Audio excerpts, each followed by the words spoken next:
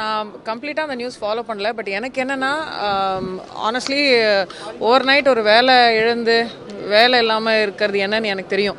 And அந்த தூய்மை பணியாளர்கள் நிறைய பேர் வந்து ஆனஸ்ட்லி அந்த கூட அந்த அப்டேட்ஸ் நான் வந்து அப்பப்போ ட்விட்டரில் பார்க்குறதுக்கு வந்து அவங்க வந்து ஷாலின் அவங்களோட போஸ்ட்டை பார்த்து தான் நான் வந்து படித்தேன். அன்றைக்கி வந்து அவங்க பயங்கர வெயில் இருக்கிற அந்த வெயில்லையும் அவங்க பாவம் வந்து என்ன கேட்குறாங்க, வேலை வேணும் அவங்களுக்கு ப்ராமிஸ் செய்யப்பட்ட வேலையை கொடுக்கணும் தான் கேட்குறாங்க.